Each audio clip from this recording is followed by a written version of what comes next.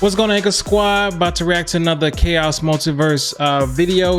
He posted a video saying Andrew Garfield versus Venom in Amazing Spider-Man 3. I know hashtag TASM3 has been trending a lot on Twitter and Facebook and Instagram and everything like that. So I guess he's going to be giving us his view on, people asking for a Amazing Spider-Man 3 and if Venom is going to be the villain and everything. I know Andrew Garfield did a fantastic job in Spider-Man No Way Home. Spoiler. So if you guys haven't seen it yet, make sure you go and see it. It's already grossed over $800 million on its way to $1 billion and beyond that. So if you haven't watched that, make sure you go check that out. But let's see what he has to talk about for this one. All right.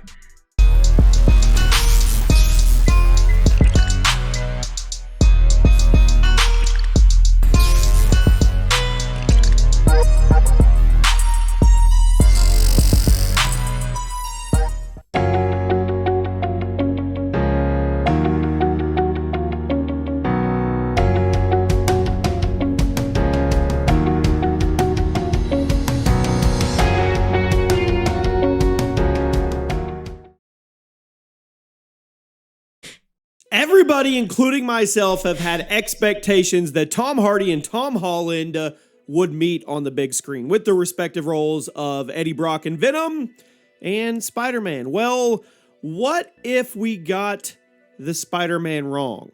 Welcome to the Chaos Multiverse. Jimmy or Chaos. Spoiler alert, we will be talking about big spoilers when it comes to No Way Home and Venom Let There Be Carnage and the future of what could actually be happening for Tom Hardy's Eddie Brock and Venom. So if you haven't seen the movie yet, you might want to click off the video. Yeah. If you have seen it, then join me and welcome to the channel, everybody. Do me a favor, make sure you have those notifications turned on because No Way Home, well, it was just the beginning. It was. Even in the bigger sense of things with Spider-Man, it was just the beginning, but that's not even talking about the MCU as a whole, which we will be covering as we go on our way and march our way to 50,000 subs. Thank you, everybody, for all the support. So, if you've seen the movie, well, you know Andrew Garfield kind of stole the show. He did. Yeah, he did. Really Yep. did. Tom Holland was great. Tobey Maguire was great. He did what he needed to do. All of our classic villains, they were all great. They weren't just throwaway roles, which was super, super important for this to actually be a success. But Andrew Garfield, you could tell. He was in it. He was owning it. He was having a ton of fun playing Spider-Man. And he said after the movie came out that he told Marvel he would love to reprise the role in the future. And now there are rumors swirling around everywhere about him possibly having multiple roles in live-action movies in the future, whether that be connected to the MCU or connected to the Sony Spider-Verse or a Amazing Spider-Man 3. That's right, reprising his role and finishing out his trilogy that he never got a chance to do. And there is actually, I'm pretty sure there's petitions and there's a push on the internet for that to actually happen. So now we look at the fact that Sony knows they have a viable option in Andrew Garfield. Oh, yeah. I mean, not just to piggyback in the multiverse or anything like that. And this may be what they do in regards to Venom. Now, up until this point, I've assumed Spider-Man versus Venom. We've even done a plot video on this if you want to go back and search on the channel. And we talked about how they would meet up. And at the end of Venom Let There Be Carnage, that was the beginning of it. We're like, yes, this is going to happen. We had the post-credit scene. He got zapped into the main sacred timeline, if you will, the MCU timeline. He recognized Spider-Man. And then we went about our way. But then we got the post-credit scene for Spider-Man No Way Home. Right. And poor Eddie Brock wasn't here for, I don't know, maybe 12 hours. He got to learn about Thanos. He got to learn about the Hulk. He got to learn about a flying Iron around Man. tin suit, Mr. Iron Man. And then he got snapped right back to his regular timeline. But we don't know what his regular timeline actually is. Starting to look to me like it could be the Morbius timeline, and it could be Tom Hardy's Venom timeline. So he's gone. He did leave the little bit of alien symbiote goo, which will represent Tom Holland eventually getting that suit. I think it's going to be way down the road. It may be in this next trilogy, but it could also be something culminating and leading up to Secret Wars, which I really feel I didn't even think of that. Big event. That'd be way awesome. down the road. But what does that do with Tom Hardy's Venom?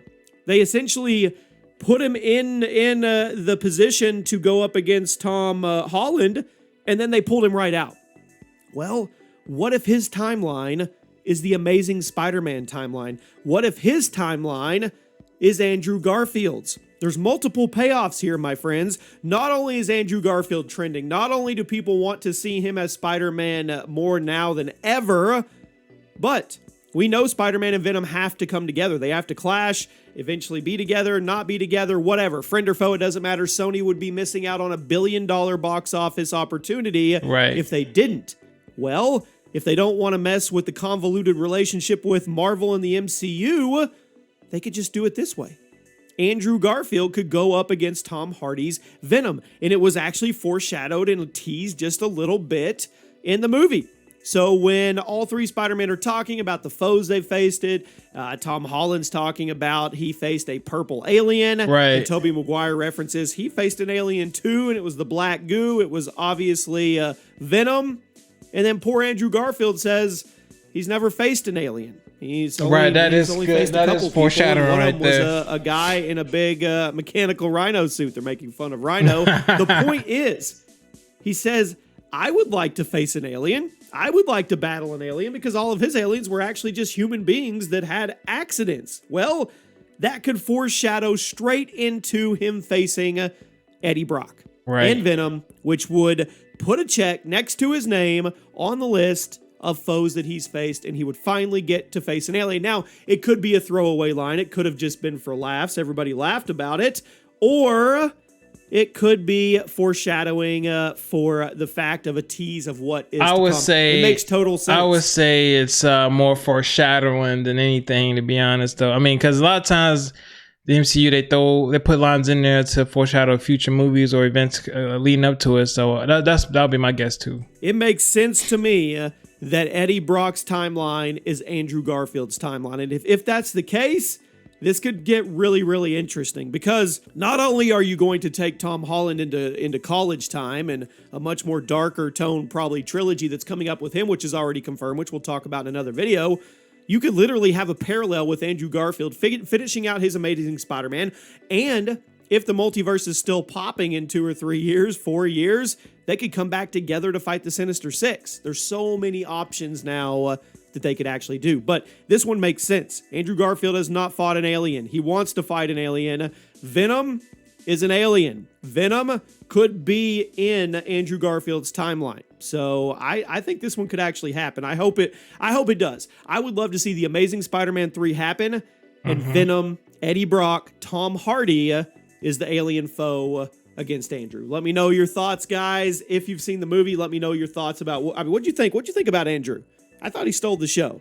I'll see you guys soon. Nice. Hey, I'll be looking forward to that. Hopefully that does happen with Venom and Andrew Garfield, Spider-Man facing off and everything. And yeah, I do remember that scene in Spider-Man No Way Home where the three Spider-Mans were talking about what villains that they faced. And yeah, Andrew Garfield mentioned that he didn't fight an alien and he would like to. So I think that's good foreshadowing. Y'all let me know down in the comments, do y'all believe that this is going to happen? I know, like I said before, Make TASM 3 has been trending left and right all across social media. And y'all know, power to the fans. We can make things happen. We done it with, Sonic. We done it with the Zack Snyder, Justice League, and them revamping the Snyderverse or whatever it is.